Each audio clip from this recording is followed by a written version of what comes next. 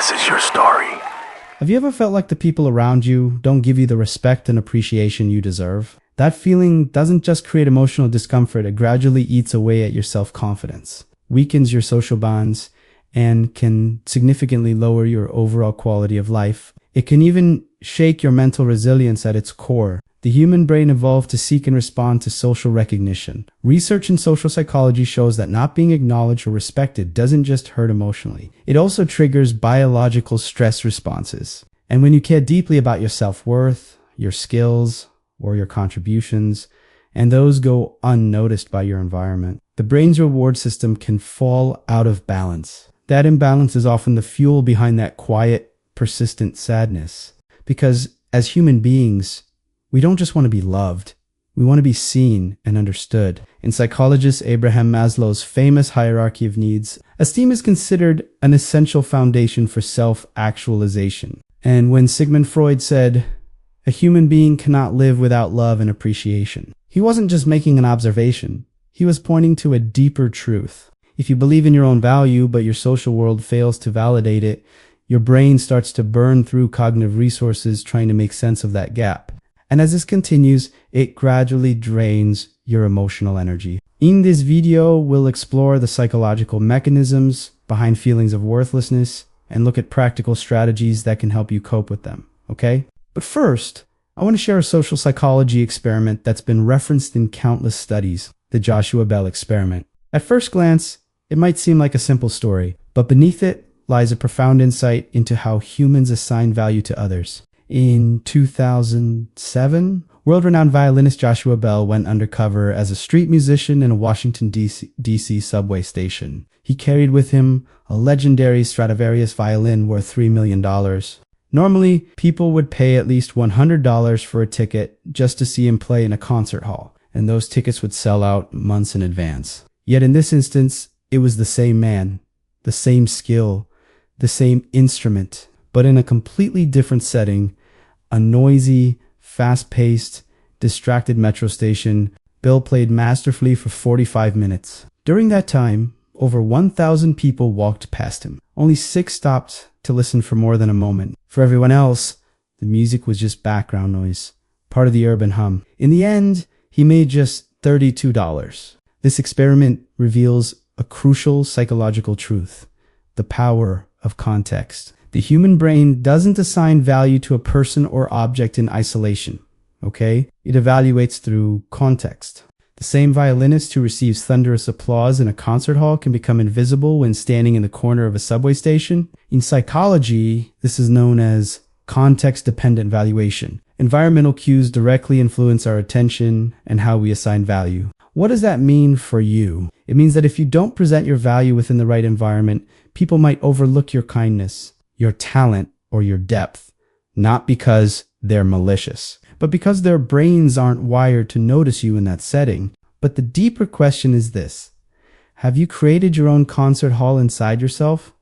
Do you hear your own voice? Do you truly value your knowledge, your effort, your strengths? Because the level of recognition you receive from others is often just a reflection of the value you assign yourself, right? The more invisible you feel to yourself, the more likely others will miss your light. But if you take the stage within, despite all the external noise, and let your inner brilliance shine, those meant to see it will eventually gather around it. That is where real self-worth is born, beyond external praise. Just like Joshua Bell, right? You might go unheard unless you're standing on the right stage. So the real question becomes, why do you feel unseen while trying to express your potential? Maybe the stage is wrong. Maybe your music is beautiful, but the crowd listening wasn't the one meant to hear it. Why does this happen? At its core, the answer lies in a simple but powerful principle from neuroscience.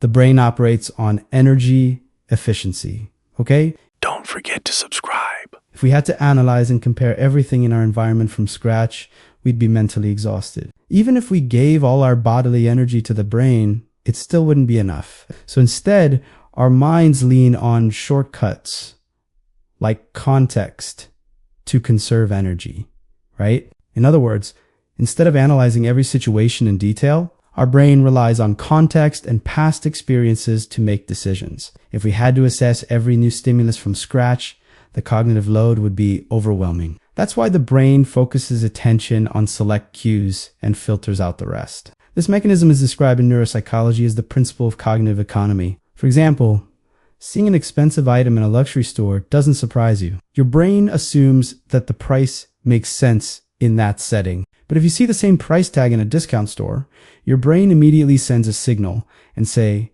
this is too much, because the context has changed and the price now clashes with your expectations. The same effect was at play when Joshua Bell played his violin in the subway. The brain cannot process the idea that a world-renowned violinist would perform in such a setting. Even if you found the melody beautiful in that moment, your mind labeled the performer as just another street musician. That's because conscious awareness is often limited by context. In psychology, this is known as the anchoring effect. We interpret our surroundings based on fixed judgments rooted in past experiences. As a result, reality becomes filtered through context. As William James once said, we don't seek reality, we seek what feels meaningful. That's why people who underestimate you or fail to see your value often misplace you in the wrong mental category. They don't see your true worth because their minds associate you with familiar roles rather than with who you really are. And this is precisely why blaming others is rarely helpful. Because this bias isn't just theirs. It's a universal tendency we all share at the neurobiological level. Our minds are influenced by context. Our perceptions are shaped not only by objective facts, but also by the signals embedded in our surroundings, right? But when that context works against us, when our identity goes unrecognized, like Joshua Bell playing in the subway, that's when disappointment sets in. We ask, why didn't they notice me? But maybe the better question is, am I placing myself in the right setting? Because where you stand shapes how others see you. In psychology, this is called the environmental anchoring effect. Even if your value remains constant, the setting you're in can either enhance it or obscure it. Just like how a $5,000 wallet in a luxury store feels exclusive and prestigious. But if the same wallet were sold for $50 at a street stall, it might seem overpriced.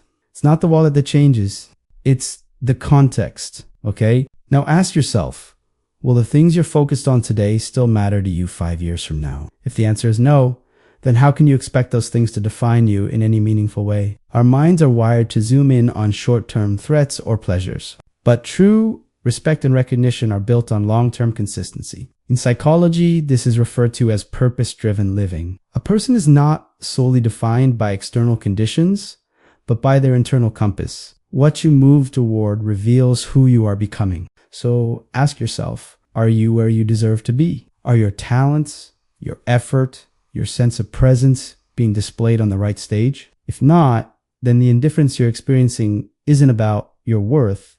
It's about the context struggling to recognize it, okay? To explain this, think of a simple example. You're holding a ring. If that ring is displayed in a jewelry store window, your mind links it to elegance, craftsmanship, and value. But if you saw the exact same ring on a dusty shelf at a junkyard, you might assume it's just a piece of rusted metal. The ring itself hasn't changed, but your judgment does, because the context changes. And this is why just shining isn't enough. You need to be standing in the right light on the right ground.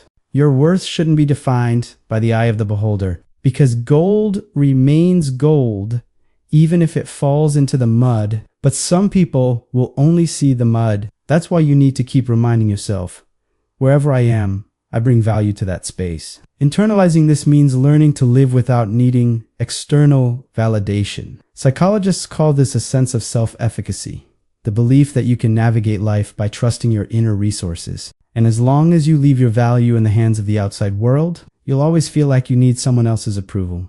Okay? But real transformation begins when you start building your sense of worth from within. So take a moment and look at your own life. What aspects of your environment can you actually control to shift the context in your favor? This matters more than you might think, because the human mind builds its sense of worth by referencing its. So start by asking yourself this: what kind of work are you involved in? Where does your daily energy go? Because your brain, without asking for your permission, associates your identity with whatever you spend your time on. If you're always solving small, trivial problems, the people around you will start to define you as someone who deals with small, trivial things. That doesn't mean you're less valuable. But in cognitive psychology, there's a powerful principle. Perception becomes reality. And wherever you place yourself mentally, socially, or emotionally, people will interpret you through that frame. Don't forget to subscribe. This directly connects with psychologist Albert Bandura's concept of self-efficacy. A person often forms their identity based on how others react to them. If you constantly get caught up in minor details, constantly drain your mental energy on things that don't really matter, your mind may begin to interpret this behavior pattern as mediocrity. But when you redirect that same cognitive energy toward bigger, more meaningful goals, not only does your internal state shift, so does the way people perceive you. And here's the second piece.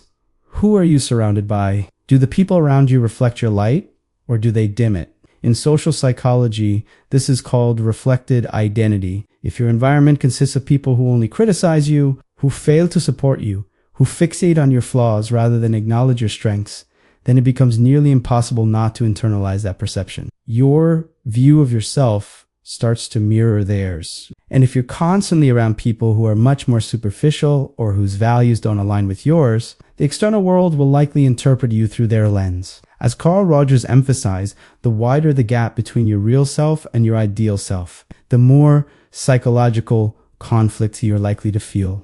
That's why choosing your context carefully is essential, because it's not just about who you are, it's also about where and with whom you are. And those two factors heavily influence how the world responds to you. Your talents aren't just surface level features of your personality.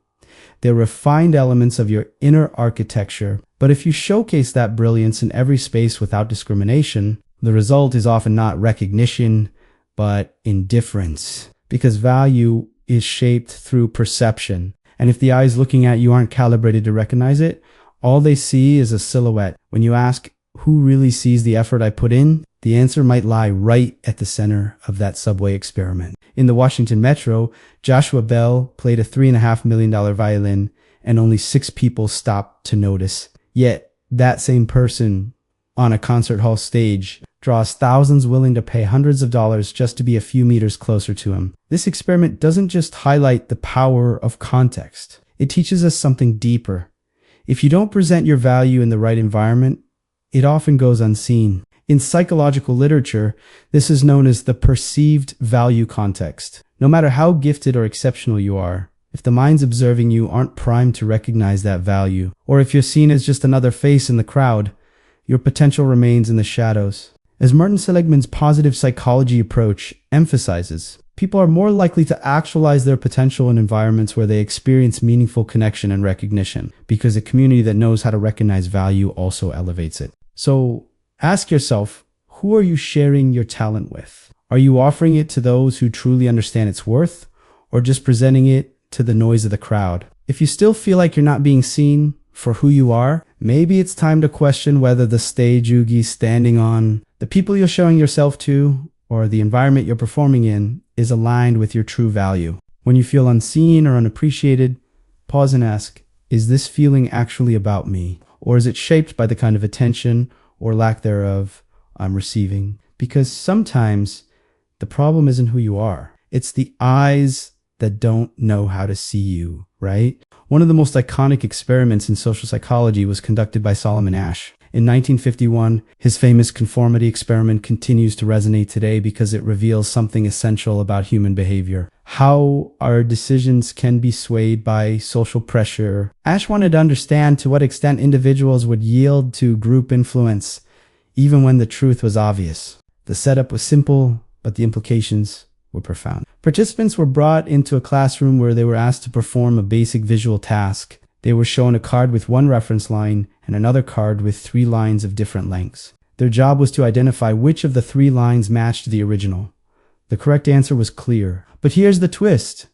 All the other people in the room were actors, part of the experiment.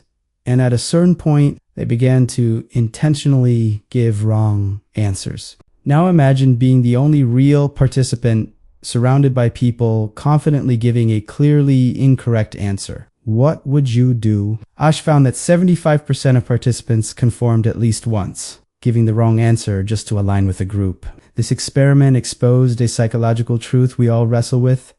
We want to be right, but we also want to belong. So how does this connect to feeling invisible or undervalued? Because sometimes, even when you know you're valued deep down, The group around you sends signals that you don't matter. Gradually, you start to question yourself, just like in the ash experiment, where participants ignored what their eyes told them to avoid standing out. You might be ignoring your worth just to maintain acceptance. This is how value gets diluted in the crowd.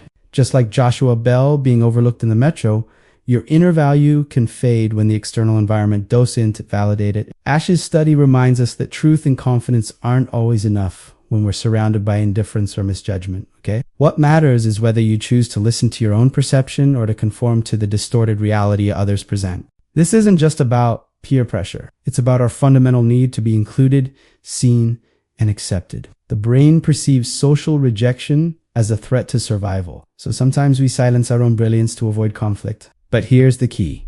Truth often stands alone. Aligning with the crowd might bring temporary comfort, but real self-respect is born from staying true to your inner compass. So if you feel unseen today, maybe it's not because you lack value. Maybe the environment around you lacks the vision to recognize it. And just maybe, like in Ash's experiment, you're surrounded by voices echoing the wrong answer. That doesn't mean you're wrong. It just means the truth takes courage to uphold. Thanks for listening. Beautiful soul. Be kind to yourself. I'll see you in the next one. Take care, and don't forget to like, comment, and subscribe.